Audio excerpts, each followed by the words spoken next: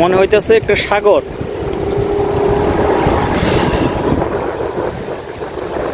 পুকুরি কিন্তু প্রচুর পরিমাণে ছাগল দেখা গেছে এই রাস্তায়। বুঝলাম না, এলাকায় মানুষ মনে হয় ছাগল সবচেয়ে বেশি ভালো।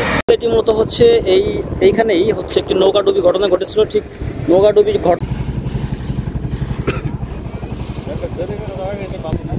আপনার ফিলিংস এটা কোন আসার পরে আপনার কেমন লাগতেছে? খুব সুন্দর লাগতেছে, সুন্দর জায়গা। এটা তাড়াতাড়ি করে একটা ফুটেজ খাস না এই জায়গা। সবাইকে স্বাগতম নতুন একটি ভিডিওতে। আমি আছি এখন হচ্ছে কিশোরগঞ্জের মিঠামাইন। আজকে আপনাদেরকে দেখানোর চেষ্টা করবো নিকলি এবং মিঠামাইন এই জায়গাটা কেমন। আমরা সকাল 7টার সময় রওনা দিই কিশোরগঞ্জের নিকলি এবং মিঠামাইন যাওয়ার জন্য। এটা আমাদের টাঙ্গাইলের বাসাল থানার বাসুলিয়া এবং আমরা নলুয়া হয়ে যাচ্ছিলাম। দুই পাশের প্রকৃতি খুবই সুন্দর, গাছপালা। আর এটা হচ্ছে নলুয়ার বিমান বাহিনী ঘাঁটি। এখানে হচ্ছে বিমান বাহিনী মূলত এখানে ট্রেনিং করানো হয়। এরপর আমরা সরাসরি নলুয়াতে থেকে বাড়ি হয়ে আমরা সখীপুরে পৌঁছে যাই। সেখানে মোটা কথায় আমরা সেখানে দাঁড়িয়েছিলাম সবাই মিলে একত্রিত হওয়ার জন্য। এরপর সেখান থেকে আমরা আবার রওনা দিই যে একত্রিত যাওয়ার জন্য। তবে দুই দিকের পরিবেশটা আসলে পাহাড়ি অঞ্চলের দুই দিকের রাস্তাগুলো এবং গাছগুলো খুবই সুন্দর, কিন্তু কিছু দূর যাওয়ার পরের দিকে রাস্তার অবস্থা খুবই খারাপ এবং বৃষ্টি হওয়ার কারণে রাস্তাগুলোতে যাওয়াই যাচ্ছিল না। বিভিন্ন জায়গায় পানি আটকে গেছে, যার কারণে বিভিন্ন জায়গায় নেমেও যেতে হচ্ছিল আমাদেরকে। এতটা খারাপ অবস্থা ছিল রাস্তার, অনেক দূর পর্যন্ত যেতে হয়েছিল। এরপরে সম্ভবত হইতেছিল ভালোর কারণে চাকাটা ফাইসা গেছে, ফাইসা যা হইতেছে আটকে গেছে, এক সাইডে ক্যাত হয়ে গেছে। চেষ্টা করতেছে ওঠানোর জন্য। রাস্তার অবস্থা এত খারাপ, মানে যে পরিমাণ কেদা। সকালে সম্ভবত বৃষ্টি হয়েছে, এদিকে বৃষ্টি হওয়ার কারণে রাস্তার অবস্থা খুবই খারাপ হয়েছে।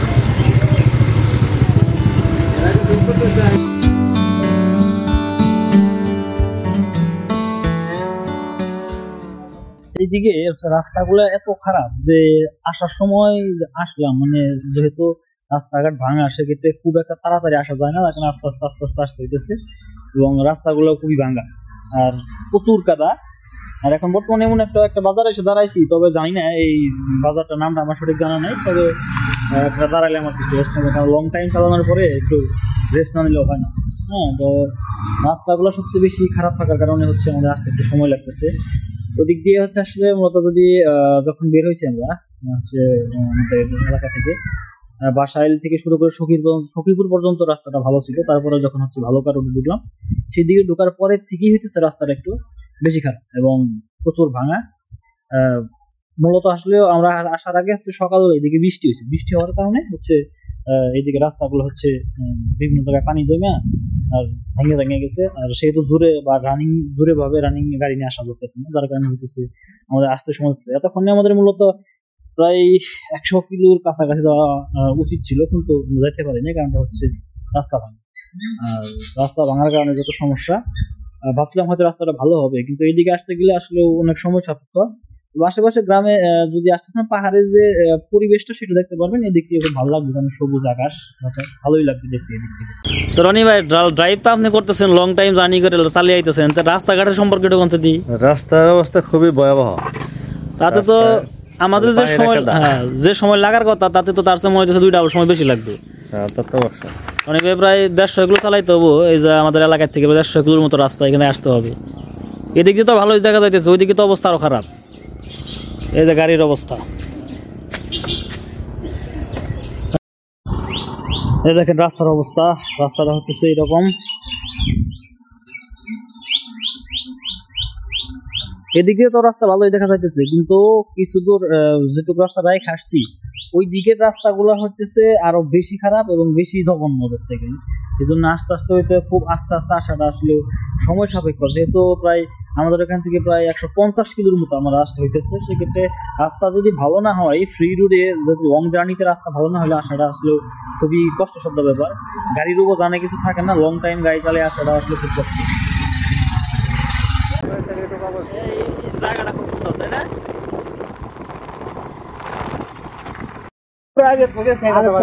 ব্রিজের পরিবেশটা খুবই সুন্দর, কিন্তু ব্রিজের নিচের যে পানি, সোজা কথা বন্ধে দাঁড়ানো যাচ্ছে না। সম্ভবত এটা মিল ইন্ডাস্ট্রির পানি না, এটা সম্ভবত। এইখানে আমরা দাঁড়িয়েছিলাম কোনো কারণ ছাড়াই, শুধু দাঁড়িয়েছিলাম হুদাই দাঁড়িয়েছিলাম, কারণটা আমরা অপেক্ষা করছিলাম যে দেখি একটু রেস্ট নিয়ে নিই। এখন হচ্ছে ময়মনসিংহের ভালুকাতে খাওয়ার জন্য, মূলত হচ্ছে বাজে হচ্ছে প্রায় 8:30টার উপরে। সকালবেলায় খাওয়া দাওয়া করে এরপরে বের হবো এখন এখান থেকে সরাসরি রওনা দেবো হচ্ছে নিকলির উদ্দেশ্যে। এরপরে হচ্ছে আমরা হোটেলে বসে কিছুক্ষণ অবস্থান করি, সবাই বসে আছে এখানে। এটা হচ্ছে পরোটা বাজি। আমাদের এলাকাতে এদিকে দামটা একটু বেশি।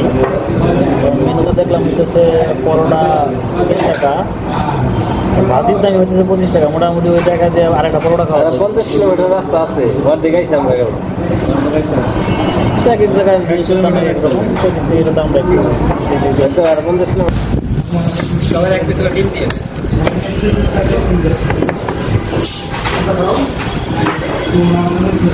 হচ্ছে রাহুল গান্ধী।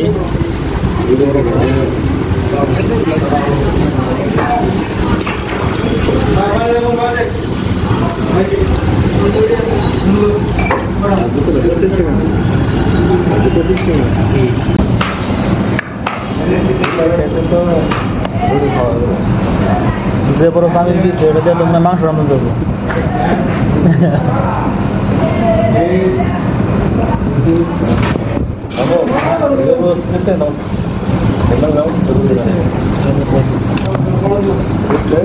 মোটামুটি ভালোই, খারাপ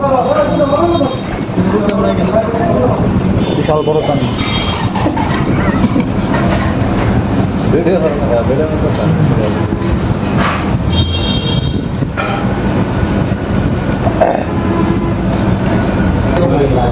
রুটি এরকম 9 সার্ভিস করতে ইমরান ভাই রুটি আটা দিচ্ছে। ইমরান ভাই রুটি আটা দিচ্ছে 9 সার্ভিস হয়ে যাবে, একটা দিচ্ছে 2 টাকা করে, এই বাইরে দিচ্ছে 1 টাকা করে। সবাই রুটি একমাত্র সুজন চাষা আছে তন্দুল রুটিতে। হ্যাঁ, কারণ শুধু ভিন্ন ধর্মী লোক তো সবসময় রাশিয়ার আমেরিকানও চিন্তা ভাবনা করে, এই জন্য সবসময় আলাদা হবে। তাহলে রাশিয়া না সারা পৃথিবী নিয়ে আপনার খেলাম খামন গেলে আপনার খাইতে না, খাইতে থাকুন।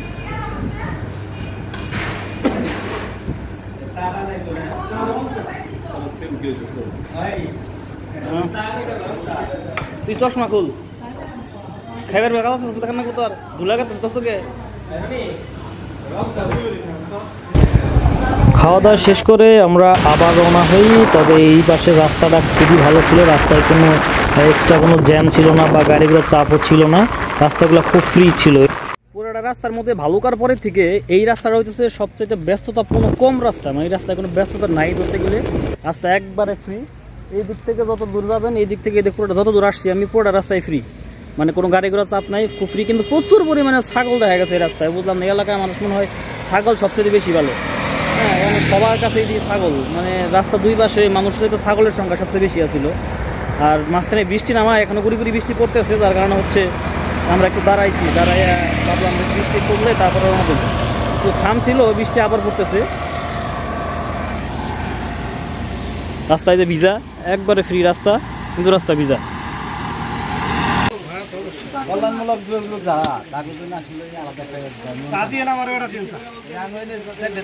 ফেসবুকের জোগাড় বাইসা আছে।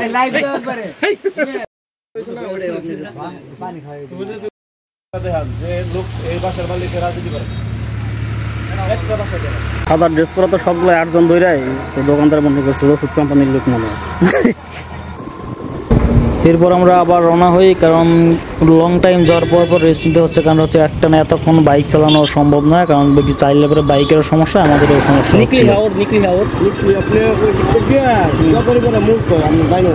এদিকে তো ডান দিকে যাবো।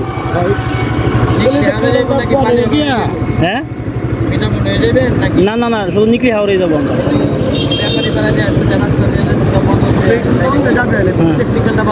নিকলির রাস্তা কি এটা? প্রায় 150 কিলো রাস্তা ড্রাইভ করার পরে হচ্ছে আমরা অবশেষে পৌঁছাই হচ্ছে নিকলি হাওড়ে। আপনারা দুই পাশ দেখে অবশ্যই বুঝতে পারছেন আমরা পৌঁছে গেছি সেই কাঙ্ক্ষিত জায়গাটাতে, কিন্তু এখানে আমরা বেশিক্ষণ স্টে করবো না, কারণ এর মেন ভেন্যুটা হচ্ছে এর চেয়ে তার সামনে, আমরা ওইদিকে যাবো না, জাস্ট আপনাদেরকে এইখানে কিছু অংশ দেখাবো এবং এরপর এখান থেকে হচ্ছে আমরা চলে যাব হচ্ছে মিঠামাইনে।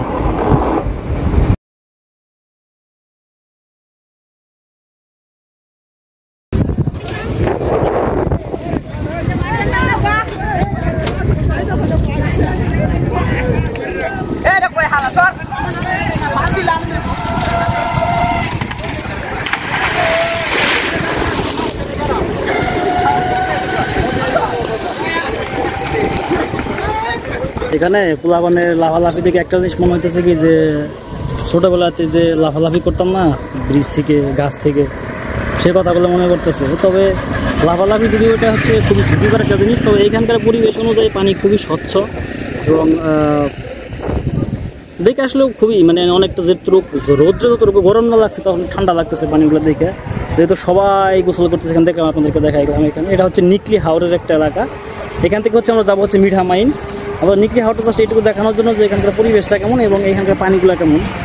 দেখেন পানিগুলো, এই যে পানিগুলো কিন্তু খুবই স্বচ্ছ, প্রচুর পানি। এখানকার ব্রিজে দাঁড়াইছি আমরা। এখান থেকে মিঠামাইন যাইতে হচ্ছে আমাদের জন্য হচ্ছে মূলত এখান থেকে যাওয়ার জন্য আমাদের ট্রলারে যাইতে হবে। ট্রলারে হয়তো আপনার ঘন্টার দ্বারা 1-2 মতো সময় লাগবে।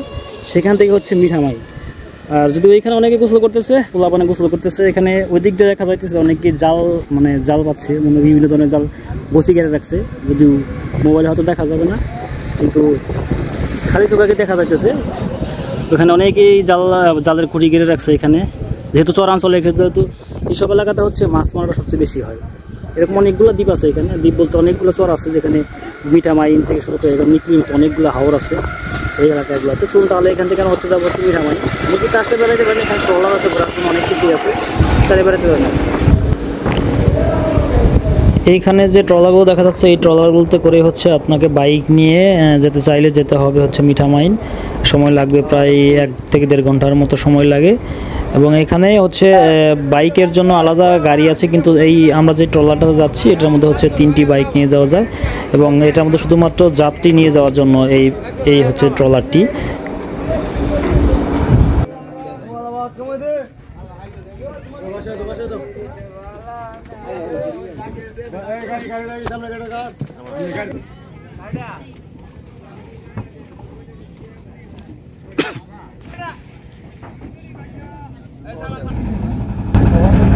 মূলত এখান থেকে হচ্ছে আমরা মিঠামাইনের উদ্দেশ্যে রওনা হইতেছি। প্রায় 2 ঘন্টা বা 1.5 ঘন্টার মতো সময় লাগবে এখান থেকে যাইতে। যাদেরকে দেখতেছেন সবাই হচ্ছে যাচ্ছে এখান থেকে।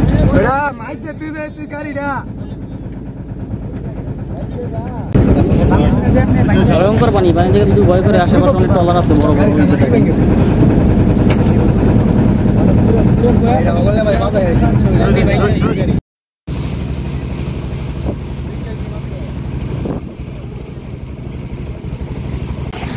এখান থেকে হচ্ছে আপনি যদি ট্রলারে করে যান সেটা ভাড়াটা আমার জানা নাই, তবে ট্রলারে করে গেলে আপনি হচ্ছে প্রতি ভাড়া হচ্ছে 70-80 টাকার মতো।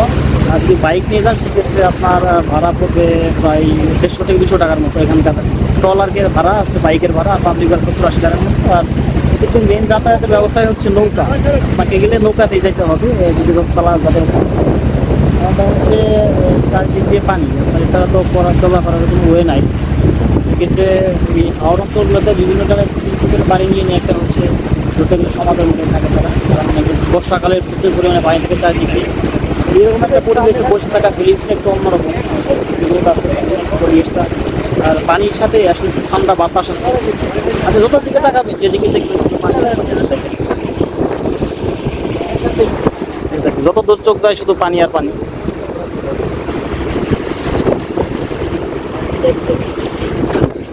পানির গভীরতাটা সঠিক বলতে পারতেছে, তবে মাঝখান যাবো যে রাস্তা দেখা যাচ্ছে, রাস্তা যখন আপনার স্টাফিং থাকে দিক দিয়ে মানুষ চলাচল করে। আর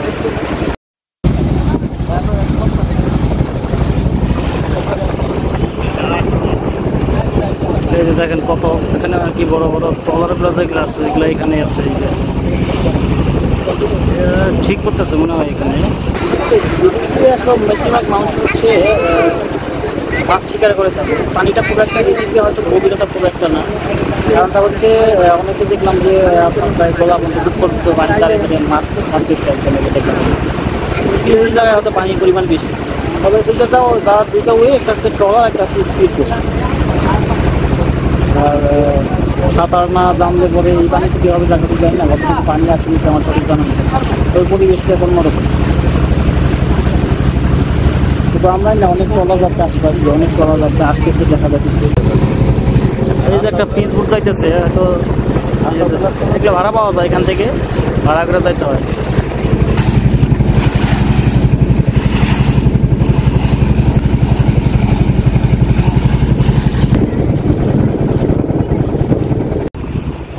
হাঁসের গায়ে লাল রং দিয়ে রাখছে যাতে হাঁসগুলো হারায় না যায়, কারণ এই হাওরে তো অসংখ্য হাঁস আছে, এরকম অনেকে হচ্ছে পালতেছে, কারণ তার সাথে কার হাঁস মিশা যায়, এই জন্য আর কি আপনার এরকম রং দিয়ে রাখছে।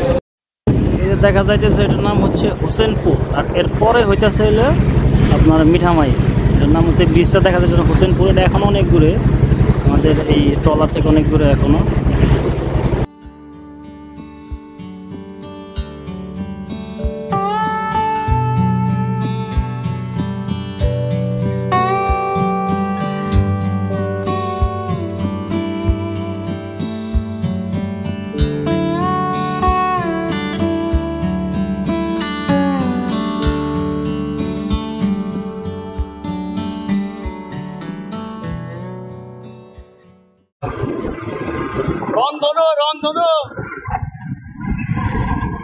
আমার কিন্তু রংধনু দেখা যাইতেছে। হ্যাঁ,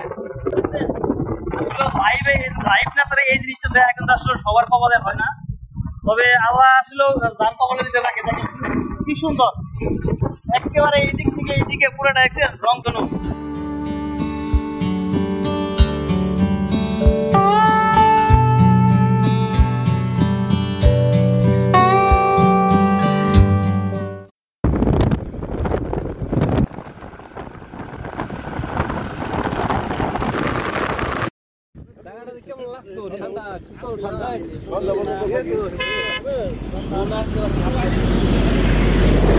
জায়গাটা অকল্পনীয় জায়গা, আপনি আসলেও চোখে বিশ্বাস করতে পারবেন না যে এত সুন্দর একটা প্লেস। দেখেন পানি যেদিকে তাকাইবেন শুধু পানি আর পানি।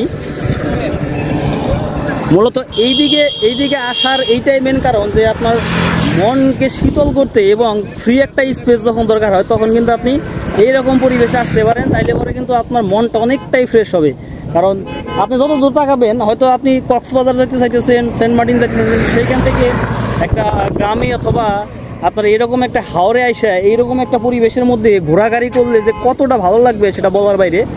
মানুষ কিন্তু প্রচুর, এই রাস্তায় প্রচুর গাড়ি ঘোড়া চলাচল করতেছে। আর এই যে দেখেন এইদিকে যে অঙ্কন করছিল একটা সময়, এই যে একটু লং একটা রোড, অনেক বড় একটা রোড, এই রোডে হচ্ছে অঙ্কন করা হয়েছিল।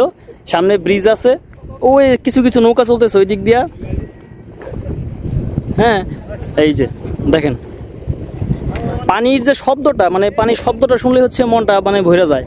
এই পাশে হচ্ছে আপনার পানির শব্দটা আছে, প্রচুর পানি, মানে পানির ঢেউটা বেশি এই পাশটাতে বেশি সবচাইতে। দেখেন পানির ঢেউটা দেখেন। হ্যাঁ আসাদুল ভাই, ওই যে চা নাস্তা খাওয়ার দিয়া দিন, যাওয়ার সময় খাবো নি। আমার একটা সুন্দর একটা ফিলিংস কাজ করতেছে। জুবাইয়ের ভাতিজা আমাদের বলছে এখানে অনেক সুন্দর একটা প্লেস, সেই জন্য আসছি। আমি বাইরে থেকে আসছি 2-3 মাসের সফরে, তো ঘুরতে আসি অনেক ভালো, মানে যেটুকু আইডিয়া করছিলাম তার চেয়ে তো অনেক অনেক বেশি ভালো লাগে। এই জন্যে আমার ভাতিজাকে আমি এই 1000 টাকা মানে এক্সট্রা বক্সিস দিলাম, খাইবো সবাই মিলে খাওয়ার জন্য। সবাই মিলে খাইবা তোমরা। আচ্ছা এই টাকাটা কিন্তু খাওয়ার সময় তুই বাইকে দিবি অবশ্যই। আমি তো অন্তত করে লাইভ আমি কিন্তু দেওয়ার সঙ্গে আঙ্কেলের মন ঠিক আছে, অরিজিনাল সাগরের মতো। এই 500 টাকা চাইছি, 1000 টাকা দিছে। আচ্ছা ঠিক আছে ঠিক আছে। হ্যাঁ আচ্ছা আপনার ফিলিংসটা একটু কন, আসার পরে আপনার কেমন লাগতেছে? খুব সুন্দর লাগতেছে, সুন্দর জায়গায়। পানির শব্দটা আপনার কাছে খুব ভালো লাগতেছে? এখানে আসলে মনটাকে ফ্রেশ হওয়ার মতো। হ্যাঁ, মনটা খুব সুন্দর লাগে, ভালো লাগে। আমি যা কই তাই কইতেছেন, আপনি কিছু কোন বাড়তি করে কিরে তুই ক তোর তো কইবার মন চায় না তুই ক তোর আমার কইবে জিজ্ঞেস করার মন চাইতেছে না তুই নিয়েছিস কে এখানে আসছি আমার মানে অবসর সময় কাটানোর জন্য। তোর তো সারা বছর অবসর তুই আমার অবসর 2 দিন ছুটি মারতে পাই আমি সপ্তাহে। প্রাইমারি স্কুলের ছাত্রী তো 366 দিন বন্ধ থাকে, তুই কি অবসর তোর? আমার তারপরে যে শুক্রবার আজকে আমি প্রতি শুক্রবারে এক জায়গায় যাই, আজকে একটু দূরে আসছি। এটা তাড়াতাড়ি গয়া তা ফুটেজ খাস না? এই জায়গার একটা অষ্টগ্রাম আর মিঠামইনের একটা ফিল নিতে আসছি। যেরকম মনে করছিলাম তার চেয়ে অনেক অনেক ভালো লাগতেছে। তোর ফুটেজ টাইম দিছি 30 সেকেন্ড, তুই তো 1.5 মিনিটের কথা কইতেছিস তুই। আমার এখন ফিলটা ভিতর থেকে আনতে হবে না, বাইকের দেখা ফিল্ডটা দেখা ফিল্ডে বাইকের দেখা ফিলিংস আরো সুন্দর ফিলিংস। এখানে আসার যে বিষয়টা এনে আসা আসলে উদ্যোগ তাকে ঠিক হইতেছে। ও আমারে কইছিল যে নজা বেড়ে আগে, কিন্তু আর পরে ও একটা হচ্ছে 2 নাম্বারই করছে, যদি এটা আমি নাই বললাম। আল্লাহ পাক ভালো আমি 2 নাম্বারই করছে একটা। আপনার কথা ছিল আমার লাগু হইছে আরেক বাইকে। হ্যাঁ ঠিক আছে, যাই হোক আল্লাহ সেই সালামত আমার তো ঠিক আছে। আচ্ছা তুমি এই কাজটা করছে, আমি কিছু করি না। এখন আমরা যাবো হচ্ছে কই যাবো তাহলে ভাই? এখন আমরা অষ্টগ্রাম আমরা এইখান থেকে হচ্ছে এখন অষ্টগ্রাম যাবো। অষ্টের উপর নির্ভরশীল। দেখেন এই যে এইখানে, এই যে এইখানেও দেখেন এই যে এখানেও মাছ মারা। এখানে হচ্ছে অষ্টগ্রাম, আমরা যাবো প্রায় আরো 13 কিলোমিটার। অষ্টগ্রাম এখান থেকে আরো 13 কিলোমিটার যেতে হবে। তারপর হচ্ছে অষ্টগ্রাম, সেখানে যে হচ্ছে আমরা হয়তো খাওয়া দাওয়া করবো আর কি। আর পরিবেশটা এখন আগে একটু ঠান্ডা হয়েছে, ভালোই লাগতেছে।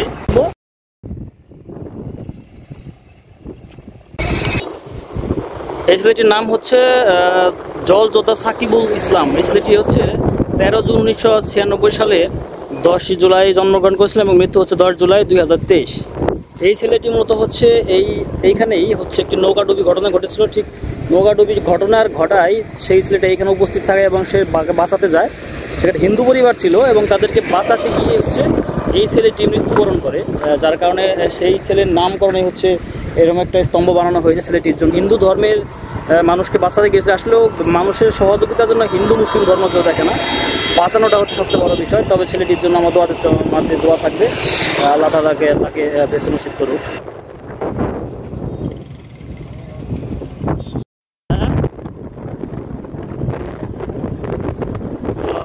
রাস্তা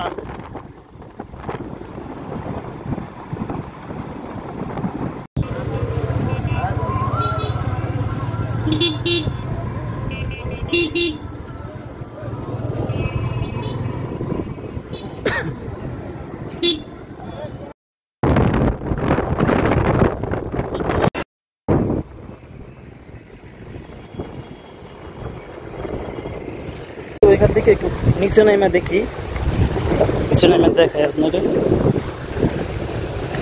এই যে দেখেন পানি, দেখেন কি একটা সৌন্দর্য, তাই না? পানির কল কল শব্দ। কেউ কাছে যাইতেছি না কারণ এখানে এত ঢাল। এই যে উপরের থেকে ওই দিক থেকে উঠলাম, ওইটা হচ্ছে রাস্তাটা গেছে ওই দিক দিয়ে, ওই পাশেও পানি আছে।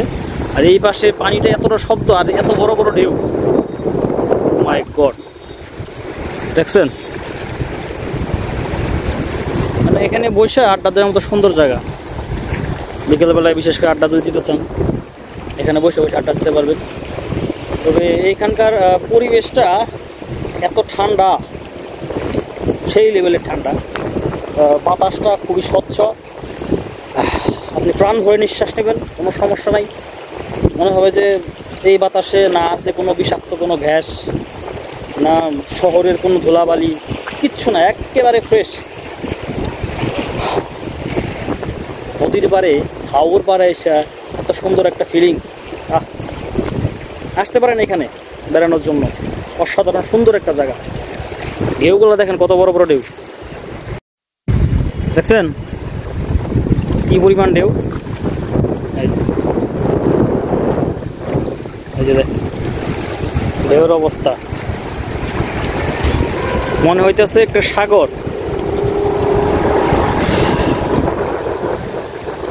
কক্সবাজার গেলে আপনি হয়তো এরকম ঢেউ পাবেন, সেম ক্যাটাগরি ঢেউ। দেখছেন পানির ঢেউ, দেখছেন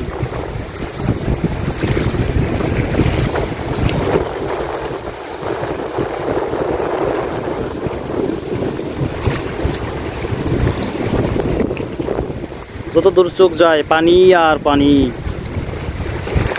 আসবেন, ঘুরে যেতে পারেন। আমার যে অনেস্ট রিভিউ চান তবে আসার জন্য খুব ভালো জায়গা, তবে এখানে নেমে গোসল করার জন্য না। এখানেও কারণ যে পরিমাণ ঢেউ দেখতেছি এদিকে আসলে গোসল করার মতো না। এই বেড়াগুলো সম্ভবত দেওয়া হয়েছে যেন এটা যে ঢেউগুলো আসতেছে এগুলো যেন এই পাড়ে এসে জোরে না লাগে, যার কারণে এদিকটা ভেঙে না যায়। এই কারণে মূলত হচ্ছে এই ঢেউগুলো দেওয়া হয়েছে আর কি, তাছাড়া অন্য কোনো কারণ নাই আমার জানা মতে। অথবা হচ্ছে কোনো সেফটি কারণ অবশ্যই আছে, এর কারণেই দেওয়া আর কি। ওই দূরে ওই দিকে দেখাতে ওই যে অনেকেই মাছ মারতেছে, এখানে ওই যে মাছ মারতেছে, ঢেউগুলো বিশাল বিশাল ঢেউ। এদিকে একটা জিনিস খেয়াল করলাম কি, এদিকের মানুষজন বেশিরভাগই হচ্ছে হাঁস এবং ছাগল পালনের দিকে বেশি মানে উদ্ভূত, এবং অনেকে আছে মাছ মারেন, জাল দেখলাম আসার সময় দেখলাম অনেকে জাল বুনতেছে। তবে এখানে দাঁড়ায় পানির যে শব্দটা হয়তো আপনারা শুনতে পারতেছেন না, বাতাসের শব্দ হয়তো, যে এখানকার যে পানির শব্দটা এত সুন্দর লাগতেছে, মনে হইতেছে আপনি যদি সারাদিনও বৈশাখ শুনেন না তারপরে মনে হচ্ছে আপনার মন করবে না, এত পরিমাণ সুন্দর পানির সাউন্ড। মনে হইতেছে মৌমাছি উড়লে যেরকম শব্দটা হয় না, সেম একই ধরনের শব্দ হইতেছে। দেখছেন কি পরিমাণ ঢেউ, এই যে ঢেউর অবস্থা, মনে হইতেছে একটা সাগর। কক্সবাজার গেলে আপনি হয়তো এরকম ঢেউ পাবেন, সেম ক্যাটাগরি ঢেউ। দেখছেন পানির ঢেউ দেখছেন,